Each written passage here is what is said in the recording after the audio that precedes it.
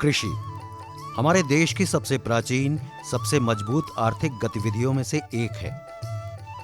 वैश्विक महामारी कोरोना काल में जब कंपनी और फैक्ट्रियां बंद हो गई थीं, उस स्थिति में कृषि और किसान ही देश की अर्थव्यवस्था को मजबूती से संभाले हुए थे। यहाँ की जलवायु और भौगोलिक संरचना कृषि के अनुकूल है।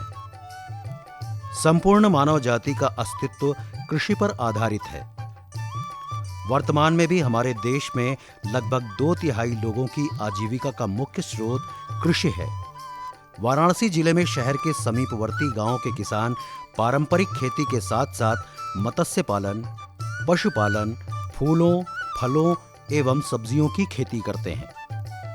इन किसानों द्वारा किए जाने वाले विभिन्न प्रकार की कृषि के तरीके तथा विविध प्रजाति की फसलें कृषि की विविधता को दर्शाते हैं। इन फसलों की खेती वैज्ञानिक पद्धति से की जाती है। फसलों की गुणवत्ता बढ़ाने और ज्यादा उत्पादन के लिए जैविक खाद और जैविक कीटनाशक दवाओं का प्रयोग किया जाता है। खेतों में लहलहाते हरी भरी फसलों को देखकर लगता है पूरी प्रकृति ही खुशी से झूम उठी है। किसानों को ऐसा प्रतीत होता है मानो धरती ने अपना खजाना खोल दिया हो। उत्तम गुणवत्ता युक्त अच्छी फसल से किसानों का आत्मविश्वास और मजबूत हो जाता है। किसान तो खेतों में अपने ख्वाब रूपी बीज बोता है। खेतों में पशुओं को चराते हुए भी ये किसान हवाओं से अनुमान लगाते हैं कि किस तरफ की हवा चल रही है तो कौन सी फसल को लाभ होगा। तो कभी ये बादलों की ओर देखते हैं और इंतजार होता है कि इन्हें नए बीजों के डालने का समय आ गया है।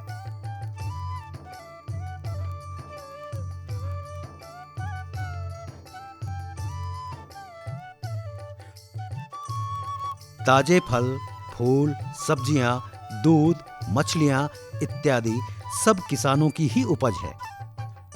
हम सभी के आसपास कई प्रजाति के फूल खिले हुए मिलते हैं जो अपनी खुशबू और सुंदरता के लिए प्रसिद्ध हैं तथा ये फूल अपने औषधीय गुणों के लिए भी जाने जाते हैं। वाराणसी का बैरवन गांव गेंदे की फूल की व्यावसायिक खेती के लिए प्रसिद्ध है।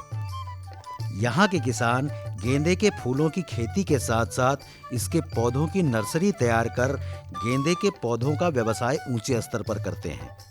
इस गांव के किसान की जीविका का मुख्य स्रोत गेंदे की फूल की खेती ही है। गेंदे की फूल की खेती सबसे सस्ती और आसान खेती है। इसका पौधा भी बहुत ही आसानी से उगाया जाता है। यहाँ सालों भर लोग गेंदे के फूल और पौधे का व्यवसाय करते हैं। किसान इन पौधों को 3 मौसम में लगाते हैं। अप्रैल मई में लगाए जाने वाले पौधे का फूल जुलाई से नवंबर तक मिलता है। यह पौधा कलम करके लगाया जाता है और इसकी देखरेख विशेष रूप से की जाती है। इसकी दूसरी फसल सितंबर अक्टूबर में लगाई जाती है और इन पौधों का फूल दिसंबर से अप्रैल तक मिलता है। ये फूल बहुत हल्का होता है। नवंबर में लगाया जाने वाला पौधा बीजू पौधा होता है। ये गर्मी का पौधा होता है। इसमें धूप सहने की क्षमता ज्यादा होती है। गेंदे के पौधे में मात्र 2 महीने के भीतर ही फूल आने लगता है, इसलिए किसानों को इससे ज्यादा फायदा होता है। लंबे समय तक फूल देने तथा आसानी से उगाए जाने के कारण इस फूल की खेती ज्यादा प्रचलित है।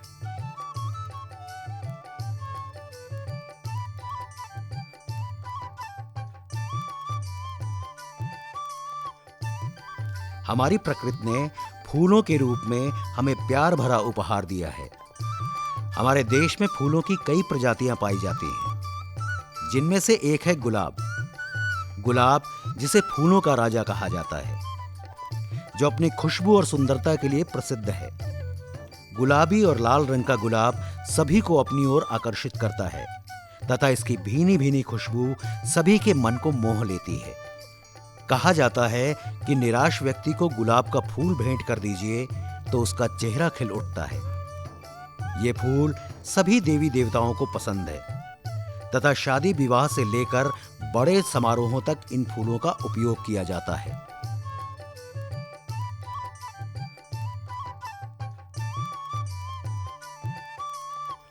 इस फूल का पौधा कांटेदार होने के बावजूद भी अपनी सुंदरता और खुशबू के कारण सभी को अपनी ओर खींच लेता है। प्रकृति का यह अनमोल तोहफा इंसान को जिंदगी जीने की सीख देता है। वाराणसी के पंडितपुर गांव में गुलाब की ऊंचे स्तर पर खेती करने वाले किसान अपने इन गुलाब के फूलों को विदेश तक भेजते हैं। वाराणसी के ये गुलाब के फूल विदेशों में अपनी खुशबू बिखेर रहे हैं।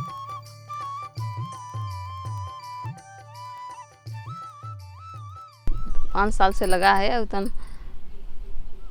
इसमें निराई गोड़ाई हमेशा होता रहला। 10 लेबर लगा रहा ना, और विदेश तक फूल जाता है और इसमें हमारा खर्चा चलता है पूरे परिवार का। इस फूल का पौधा एक बार लगा देने पर 6 से 7 वर्षों तक फूल देता है। सालों भर फूल देने वाले पौधे की कटिंग सितंबर महीने में की जाती है।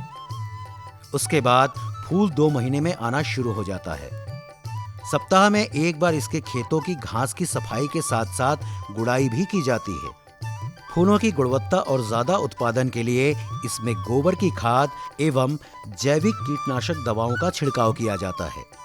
गर्मियों में इस फूल की खेती का खास ध्यान रखना पड़ता है।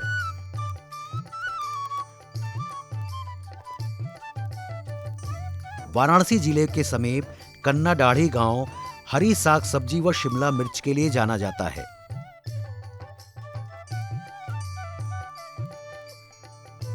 यहाँ के किसान विविध प्रजातियों की सब्जी की खेती करते हैं। बोड़ा, लौकी, टमाटर, भिंडी, शिमला मिर्च इत्यादि इसे स्थानीय बाजारों में बेचते हैं। इन सब्जियों के खेत में समय समय पर साफ सफाई करनी पड़ती है।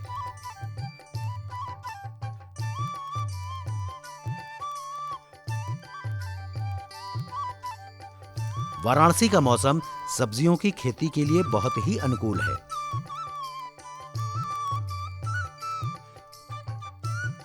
इस गांव के प्रगतिशील किसान हौसला प्रसाद जी कई प्रकार की वैज्ञानिक पद्धति से खेती करते हैं। इनको शिमला मिर्च की अच्छी खेती के लिए निजी कंपनी द्वारा पुरस्कृत भी किया गया है। वर्तमान में बोड़े की 2 प्रजाति की खेती कर रहे हैं और दोनों के बीच में समयांतराल है। बोड़े की खेती साल में 2 बार की जाती है। जो बीज मई माह के शुरू में बोया जाता है उसमें जून में कलियां आने लगती हैं। दूसरी फसल के लिए अक्टूबर नवंबर माह में बीज को बोया जाता है तो उसमें फलियां जनवरी से आने लगती हैं। इसकी खेती में खास ध्यान दिया जाता है। पौधे जब थोड़े बड़े हो जाते हैं तो इनकी फुनगी तोड़ दी जाती है, जिससे कि पौधा ज्यादा बड़ा नहीं होता और इन छोटे छोटे पौधों में ज्यादा फलियां आती हैं तथा फसल ज़्यादा अच्छा होता है। खेती में जैसे यहाँ के सीजन के हिसाब से हम लोग तीन बार खेती करते हैं। बोड़िया, शिमला मिर्च, टमाटर, मतलब जैसा मौसम होता है उस ढंग से हम लोग उसका व्यवसाय के तौर पर ये सब खेती होती रहती है। इसी से जो हम लोगों का अपना बकिया जो खर्च है ऊपर वाला अपने व्यवसाय के हिसाब से ही हम लोग करते रहते हैं। मौसम यहाँ का मतलब एकदम फसल के हिसाब से 3 बार मतलब बराबर मौसम बना रहता है।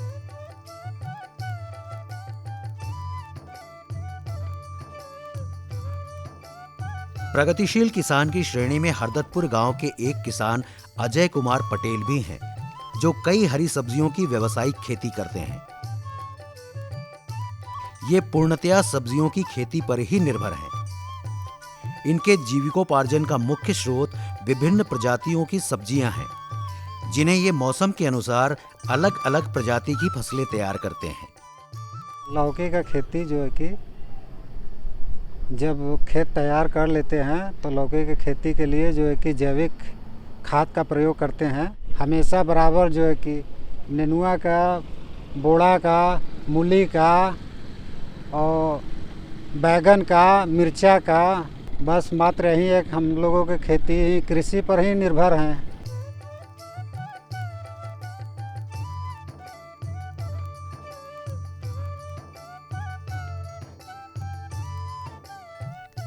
हमारा देश कृषि प्रधान देश है। कृषि करने वाले किसान प्रकृति के सबसे करीब होते हैं। यहाँ किसान पारंपरिक खेती के साथ विविध प्रकार की खेती करते हैं। ओम प्रकाश जी पारंपरिक खेती के साथ साथ गन्ने की खेती भी करते हैं। ये फसल फरवरी मार्च के महीने में लगाया जाता है और ये फसल दिसंबर से जनवरी महीने तक तैयार हो जाता है। लगभग 1 साल में ये फसल तैयार होता है। ये गन्ने की खेती है। हम लोग मार्च में इसकी बुआई करते हैं और जब गन्ना उग जाता है तो उसके बाद इसकी गुड़ाई एक बार भरने के बाद फिर दोबारा लगभग 3 बार इसकी गुड़ाई होती है और इसके बाद लगभग ये फसल 1 साल में तैयार होता है। तो हम लोग बेच करके इसको जो गुड़ है हम लोगों के यहाँ 40 रुपये से लेकर 50 रुपये किलो तक है। तो हम लोग इसको बेच करके अपने परिवार के जीविकोपार्जन करते हैं।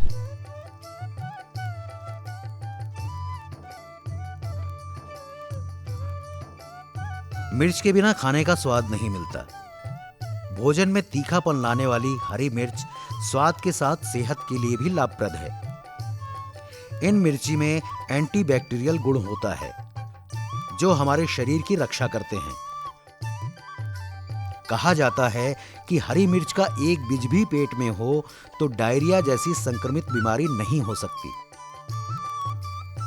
वाराणसी जिले के समीपवर्ती गांव शहंशापुर के किसान जो पशुपालन के साथ हरी मिर्च की खेती भी करते हैं। यहाँ की मिर्ची कई दूसरे शहरों में भेजी जाती है।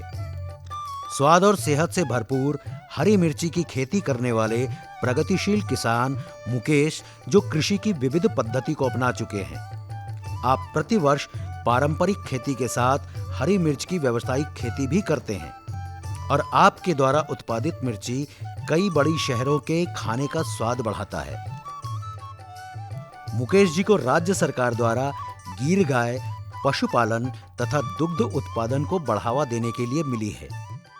हम लोग को पारंपरिक खेती मिर्चा और टमाटर जैसे गेहूँ धान उनका साथ साथ इसका भी खेती व्यापार के मंडल से मतलब ये हमारा शाहजहाँपुर कृषि उत्पादन के लिए कृषि जैसे सब्जी उब्जी के लिए माना जाता है। हमारे सामने मंडी रायतला मंडी है जो हम लोग वहाँ पे सप्लाई करते हैं और यहाँ मिर्चा और मटर टमाटर की खेती उत्पादन बहुत ज़्यादा होता है। मतलब प्रयागराज लाइन में सबसे अच्छी खेती शाहजहाँपुर में होती है और साथ साथ इसके साथ साथ घर पर भी व्यापार हमारा गाय गोरू का है जो कि मैं धंधे मतलब डेयरी फार्म के हिसाब से अपना रोजी रोजगार के लिए करते हैं।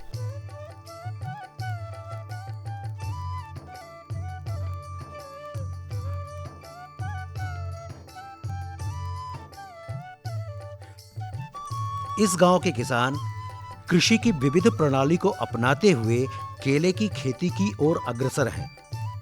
बेशक केला यहाँ की फसल नहीं है, लेकिन केले के लहलहाते खेत को देखकर ऐसा लगता है कि कभी सिर्फ पारंपरिक खेती करने वाले किसान कृषि की विविधता को अपनाकर आज आत्मनिर्भर भारत के आत्मनिर्भर किसान बन रहे हैं।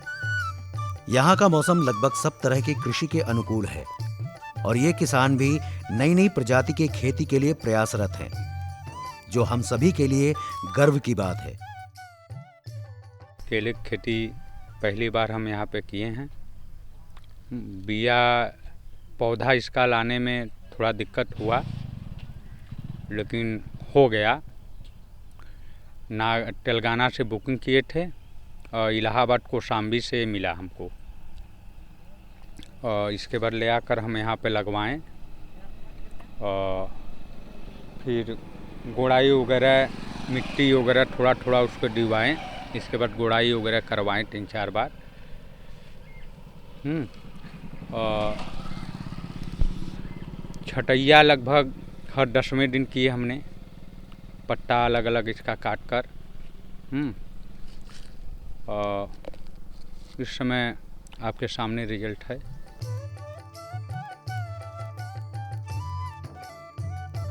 आत्मनिर्भर भारत के आत्मनिर्भर किसान जो नई नई तकनीक से अपने कृषि को आधुनिक रूप देने में लगे हैं।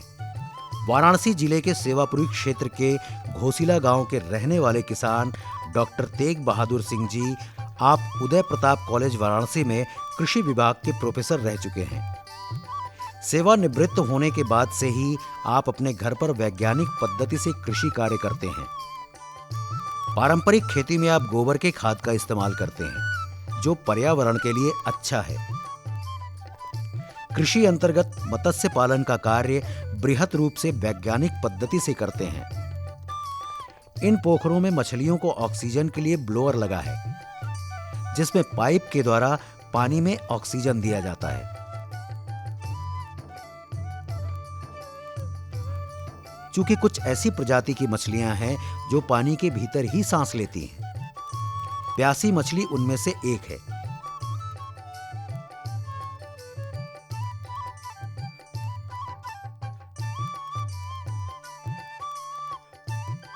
मछलियों की बच्चों को सुरक्षा प्रदान करने के लिए पोखरों के ऊपर से नेट लगाया जाता है। इन मछलियों को दिन में 2 बार भोजन दिया जाता है। इनकी सुरक्षा के लिए कभी-कभी लाल दवा का प्रयोग भी किया जाता है।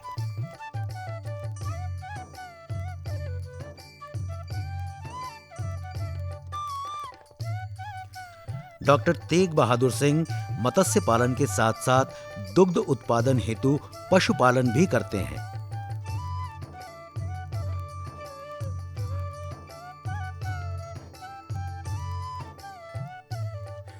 और इन्होंने इन पशुओं से प्राप्त होने वाले गोबर के लिए घर में ही गोबर गैस प्लांट लगा लिया है। इस प्लांट से जो कचरा निकलता है उसे खेती में खाद के रूप में इस्तेमाल करते हैं। आपके द्वारा आधुनिक और वैज्ञानिक कृषि पद्धति से और भी किसान लाभान्वित होंगे। हमने 4 तालाब बनवाया और 4 तालाब इस ढंग से बनवाया कि पाइपलाइन के जरिए ऊपर से उसमें पानी जाता था और नीचे से उसमें 6 इंच की पाइप डाल के उस पानी को हम 5वें तालाब में गिराते थे और 5वें तालाब के बाद हम उसको खेतों में ले जाते थे, जहाँ की हम जैविक खेती करते थे। हम इस तरह का प्लान किए हैं कि हमारे तालाब का पानी खेतों में जाए और खेत में जाके बिना खाद के जैविक खेती हम करें और किसानों को इसका अच्छा लाभ मिले और हमारा देख के लोग अपने आप प्रेरित होते हैं और करते हैं। हमारे तालाब बनाने के बाद सेवापुरी में सैकड़ों तालाब बने हैं और मछली के उत्पादन के क्षेत्र में सेवापुरी एक अपना स्थान रख रहा है।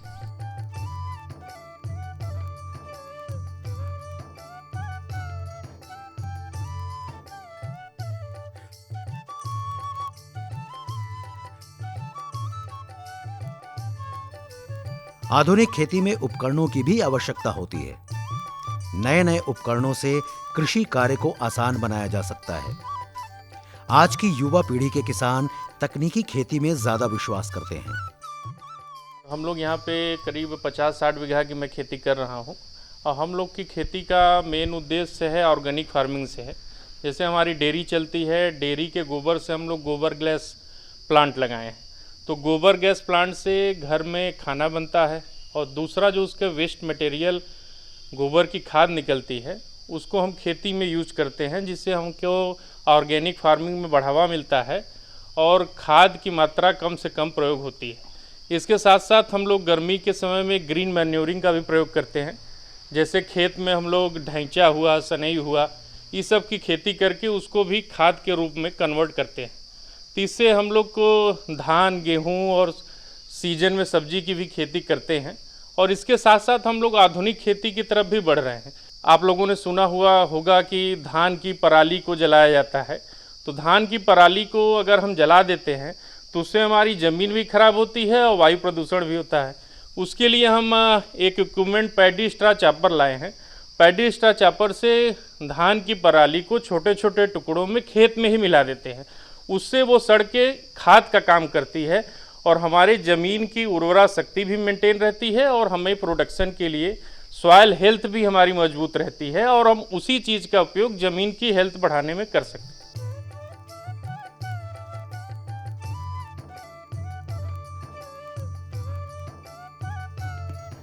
भारतीय अर्थव्यवस्था की नींव कृषि और यहाँ के किसान हैं, जो अपनी कड़ी मेहनत और लगन से भारत का नाम पूरे विश्व में स्थापित किए हैं। फूलों के माध्यम से बनारस के ये किसान पूरे विश्व में खुशबू फैला रहे हैं, तो फलों के स्वाद से पूरे विश्व को अपनी ओर खींच रहे हैं। हम बात कर रहे हैं बनारस के लंगड़ा आम की, जिसका व्यवसाय यहाँ के किसान विश्व स्तर पर करते हैं। यहाँ के किसान अपनी आय के दोहरीकरण के लक्ष्य को हासिल करने की उम्मीद से अपनी खेती में हमेशा नए नए बीजों का प्रयोग करते हैं। वाराणसी जिले के समीपवर्ती गांव भिखारीपुर के रहने वाले विनयादित्य चौधरी, जो सूरजमुखी के फूलों की खेती के साथ साथ फलों के राजा लंगड़ा आम की खेती भी करते हैं। लहलहाते बगीचे में अपनी तैयार फसल को देखकर भला किसका मन उत्साहित नहीं होगा। बनारस का ये लंगड़ा आम बहुत ही मीठा, रसीला, खुशबू वाला गूदेदार आम है। इसके दीवाने तो विदेशों में भी हैं, तभी तो इसका व्यवसाय विदेशों से हो रहा है। इन उत्तम गुणवत्ता युक्त अच्छी फसलों से किसानों का आत्मविश्वास और मजबूत हो जाता है। इस समय हम बगीचे में हैं। बगीचा 30 एकड़ का बगीचा है। इसमें सभी प्रकार के पेड़ हैं, लंगड़ा, दशहरी, चौसा आदि। इस समय कम से कम 30-35 लोगों का रोजगार चल रहा है। इस समय उनका ये साल भर अनवरत उनका रोजी रोटी मिलती रहती है। इस बगीचे से हम लोग बाहर भी आम बेचते हैं, विदेश भी भेज चुके हैं।